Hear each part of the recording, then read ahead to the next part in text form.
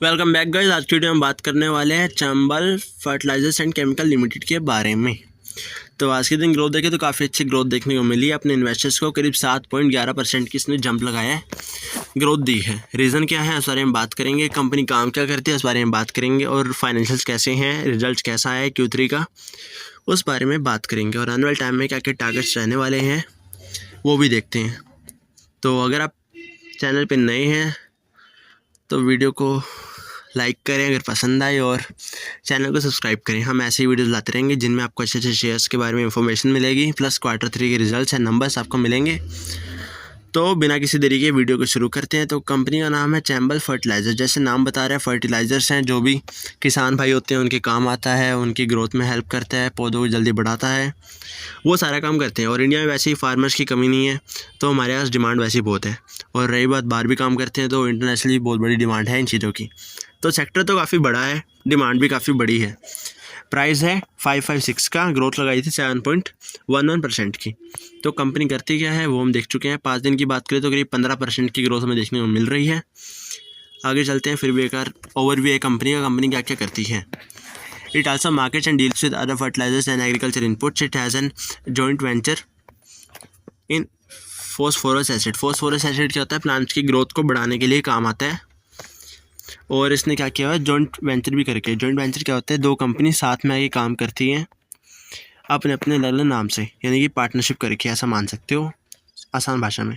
Company also engaged in software business. However in financial year 21 it sold assets and transfer certain liabilities of the business to cease the operation software business.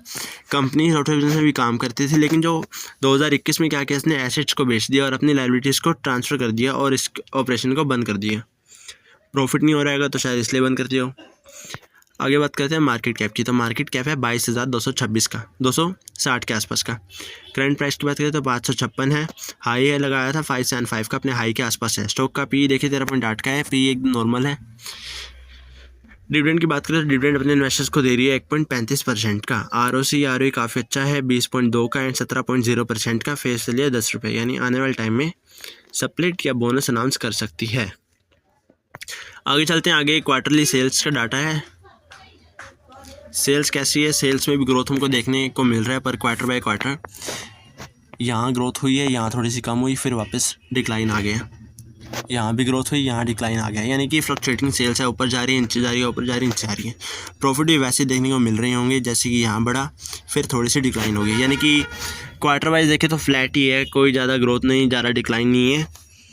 Overall देखें तो overall हमको थोड़ी सी growth देखने को मिल रही है, थोड़ी नहीं काफ़ी ग्रोथ देखने को मिल रही है। प्रॉफिट जो थे, सेल्स तो कम हुई है, लेकिन जो प्रॉफिट्स थे वो हमको बढ़ते हुए देखने को मिल रहे हैं। प्रॉफिट्स कितने बढ़े हैं, 1000 से हो गए हैं सीधा 1616, करीब 500 करोड़ का प्रॉफिट बढ़े हैं। उसका रीज़न यही कह सकते हैं कि इन्होंने सेल्स कम की है, और जो डेट है वो पैसे उधार पे नहीं लिए हैं, सीधा कैश में लिए हैं, और जो इनकम है अदर सोर्स से वही बढ़ती देखने को मिल रही है।